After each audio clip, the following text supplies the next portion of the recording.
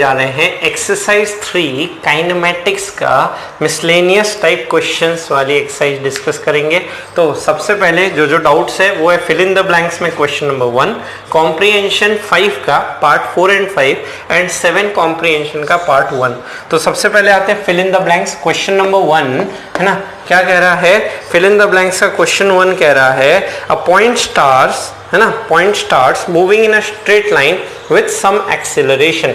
कोई एक पॉइंट है जो किसी एक स्ट्रेट लाइन में मूव कर रहा है किसी एक्सेलरेशन से, ठीक है। स्टार्ट्स मतलब उसका इनिशियल वेलोसिटी क्या बोला जा सकता है? 0 ना, विथ सम एक्सेलरेशन। तो जिस डायरेक्शन में एक्सेलरेशन है उसी डायरेक्शन में मोशन है, मतलब स्पीड बढ़ रहा है। है ना, at a time t after beginning acceleration suddenly reverses becomes retardation of the same value, ठीक है।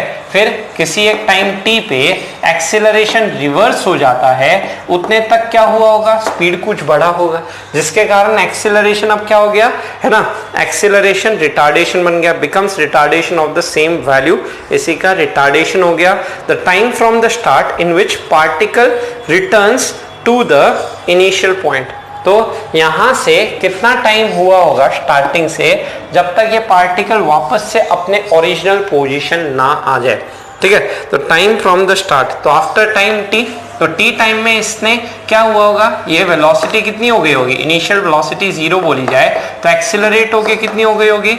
80 करके हो गई होगी, सही यहाँ तक, है ना। ये तो एक्सेलरेटिंग वाला पार्ट हो गया। अब उसके बाद क्या होगा? उसके बाद ये बॉडी आगे जाती जाएगी और एक टाइम आएगा जब इसकी फाइनल वेलोसिटी क्या हो जाएगी? अपनी 0 हो जाएगी ना। तो यहाँ से यहाँ तक का टाइम जबकि फाइनल वेलोसिटी 0 हो जाए तो ये टाइम हम कह देते हैं लेट्स से t1 टाइम, यहाँ से यहाँ तक का टाइम t1, ठीक है। तो हमसे पूछा यहाँ से टोटल यहाँ तक, है ना, इन रिटर्न्स टू इनिशियल पॉइंट, है ना। तो लेट्स से C तक में आके वेलोसिटी 0 हो रही है, तो V is equal to U कितना है? U है 80 ना, और फिर क्या लिख सकता हूं, है ना, V is equal to U plus 80, A की value minus A into T1, यहाँ से T1 की वैल्यू कितनी निकल के आई? T, ठीक है। तो T1 equal to T time तक, मतलब T प्लस T ना तक, ये क्या हो गया? ये आपका, है ना, मतलब 2t टाइम तक इसकी वेलोसिटी 0 हो गई होगी। पर हमसे क्या बोला है? हमसे बोला है अब ये वापस अपने ओरिजिनल पॉइंट पे चला जाए, तो ओरिजिनल पॉइंट तक जाने के लिए इसको टोटल कितना टाइम लगा होगा ये हमसे पूछा जा रहा है। तो लेट्स से इसमें डिस्टेंस s1 कवर किया है, इसमें डिस्टेंस s2 कवर किया है, तो यहाँ से यहाँ तक टोटल डिस्टेंस कितना कवर होना है? उसे s1 प्लस s2 कवर करना है। तो यहाँ पे कितना टाइम लगा होगा? तो ये s1 डिस्टेंस क्या लिख सकता हूँ? ut plus half at square, u 0 है, ये बना हुआ है हाफ ऑफ at स्क्वायर।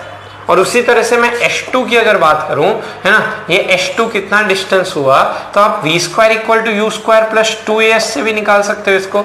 तो v कितना है अपने पास? 0, u स्क्वायर कितना है? u हो गया 80 होल स्क्वायर प्लस 2as, तो s हो गया 2as2, ठीक है। यहां से h2 की वैल्यू कितनी आ गई?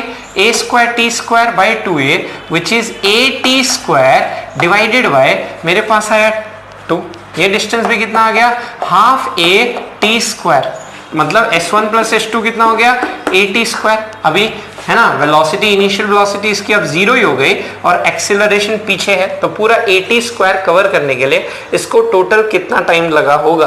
तो क्या लिखा जा सकता है? इनिशियल वेलोसिटी 0 लिख सकते हो, तो यहाँ पे लिख सकते हो total distance is equal to, क्या लिख सकते हो? ut plus half of a into, ये टाइम हो गया सपोज यहाँ से यहाँ तक का टाइम t, तो t square is equal to क्या बन के आया तुम्हारे पास?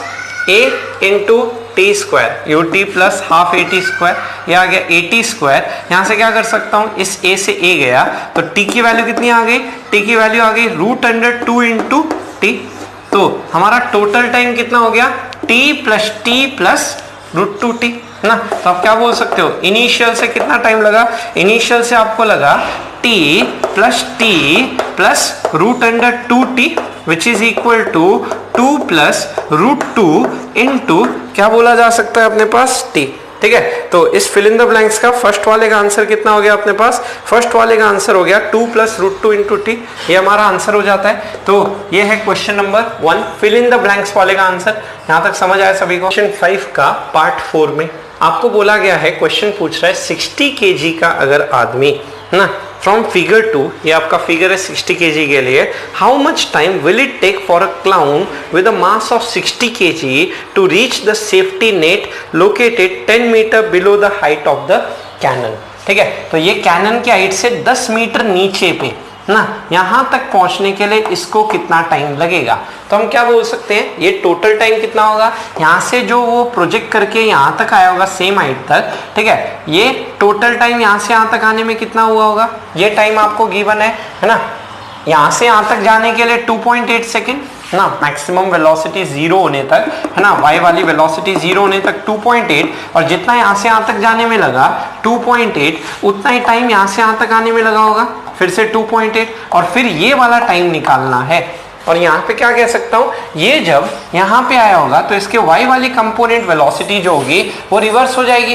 यहाँ पे y वाले वेलोसिटी 28 मीटर पर सेकेंड है, तो यहाँ पे y वाली कंपोनेंट वेलोसिटी क्या हो गई, 28 मीटर पर सेकेंड नीचे। अब मुझे बस निकालना है यहाँ से यहाँ तक आने का टाइम कितना होगा। यहाँ से यहाँ तक का टाइम तो 5.6 हो गया, इसीलिए ऑप्शन ए गलत हो जाता है। अब ये टाइम निकालते हैं, तो फिर से उत्सव लिख देते हैं, है ना। अब मुझे क्या क्या पता है, y की, y डायरेक्शन में बोल रहा हूँ, y डायरेक्शन में इनिशियल वेलोसिटी हो गई -28, टाइम मुझे निकालना है, डिस्प्लेसमेंट नीचे है y डायरेक्शन में -10, एक्सेलरेशन नीचे है -10। क्या लिख दिया जाए, टाइम निकालना है तो s equal to u t plus half a t square लगाइए, s equal to u t plus क्या लिख देता हूँ, half of a t square. s कितना है, s है अपने पास -10, u की वैल्यू कितनी है -28 into t plus half of a की वैल्यू कितनी है, a की वैल्यू निकालते हैं, ये है अपने पास -10 इंटू टी स्क्वायर, सही है। अब क्या कीजिए, सिंप्लीफाई कीजिए, तो माइनस माइनस माइनस सभी प्लस हो गया, this is equal to 10 equal to 28t plus 5t square, यहाँ से 5t square plus 28t minus 10 is equal to क्या बोल सकता हूँ, 0। इसको सिंप्लीफाई करोगे तो यहाँ से आएगा t is equal to minus b plus minus root under b square minus 4ac, तो 20, और ये हो गया 200 डिवाइडेड बाई 2a 10। इसको सिंप्लीफाई करोगे ये तो 5.6 हो गया, ये टाइम निकल के आएगा आपका 0.3 के पास में, this is equal to 0.3 second आने वाला है। तो टोटल टाइम कितना हो गया, पूरा यहाँ से लेके यहाँ तक आने का, ये हो गया आपका 5.6 plus 0.3 is 5.9 second, 5.9 second. Therefore हमारा इसका आंसर क्या हो जाता है, ऑप्शन नंबर सी। आया समझ में। तो कॉम्प्रिहेंशन 5 का पार्ट 5 पे आते हैं। क्वेश्चन पूछा गया यहाँ पे, if mass of clown doubles his initial kinetic energy will be. तो मैं बोल रहा हूँ जब मास 80 kg था तो स्पीड थी 21 ना, मास 80 kg तो इसकी स्पीड कितनी है, ग्राफ से हमें दिख रहा है 21 है।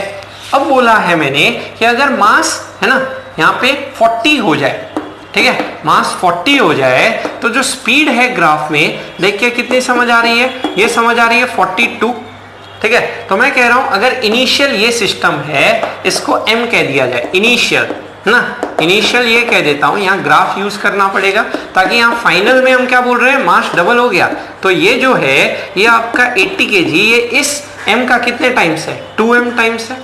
तो हम कह सकते हैं अगर ये स्पीड v है तो ये जो स्पीड है ये उसके क्या है, आधी है, v/2। इनिशियल काइनेटिक एनर्जी हमारे पास हाफ mv² है, तो फाइनल काइनेटिक एनर्जी कितनी हो जाएगी, ये हो गई हाफ m की जगह 2m और स्पीड v की जगह क्या पड़ा है, v/2 का होल स्क्वायर। ये 2 इस 4 को काटेगा, 1/2 बाहर आया और क्या बढ़ गया अपने पास, हाफ mv², और ये तो k है ही इनिशियल काइनेटिक एनर्जी का /2। तो हम क्या कह सकते हैं, मास को डबल करोगे काइनेटिक एनर्जी आधी हो जाएगी, बी रिड्यूस टू हाफ। तो इसका आंसर क्या हो गया अपना, ऑप्शन नंबर बी। यहां तक समझ आया, ग्राफ का यूज कर। आते हैं कॉम्प्रिहेंशन 7 का पार्ट 1 पे बात करने। लिखा है a particle projected with some initial velocity and some angle of projection, किसी u स्पीड से प्रोजेक्ट किया किसी एंगल थीटा पे ना, wind is also blowing due to which constant horizontal retardation A is imparted to the particle in plane of motion, है ना, x direction में भी कुछ एक्सेलरेशन है, retardation. It is found that, आगे क्या लिखा हुआ है, particle is at same height at 2 different time t1 and t2 एंड particle is at same horizontal distance at 2 different time t1 and t2। तो y डायरेक्शन में हम मान लेते हैं h, है ना, is equal to y direction की initial velocity u sin theta into t plus half a t square, और a कितना है y डायरेक्शन में minus g into t square करते हुए। ठीक है, यहां से हम क्या बोल सकते हैं, टी स्क्वायर में आपका क्वाड्रेटिक दिखते हुए this is g/2 into t square minus यहाँ पे बोल दिया जाएगा u sin theta into t, और फिर ये आपका plus h is equal to 0। अब ये बोल रहा है ये दो अलग अलग टाइम पे सेम हाइट t1 t2 है, तो यहां से क्या बोल सकता हूं, यहां से बोल सकता हूं t1 प्लस t2 है ना, सम कितना हो जाएगा माइनस b/a, तो माइनस माइनस हुआ, this is plus u sin theta divided by x का कोफिशिएंट इज g/2।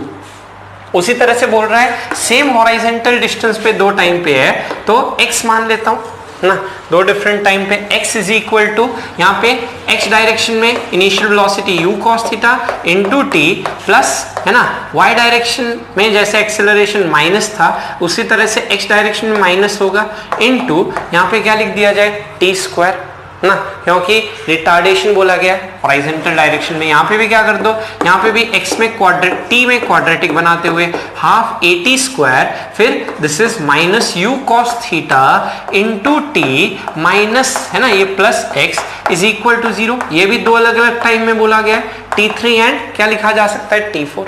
यहाँ पे भी क्या कर लो, यहाँ पे भी t3 प्लस t4 लिखो इसके हिसाब से, सम ऑफ रूट्स है ना, क्योंकि चार ऑप्शन में t1 plus t2 t3 plus t4 ही दिया हुआ है, तो माइनस b/a किया जाएगा, ये भी आया u cos theta divided by T square का कोफिशिएंट a/2।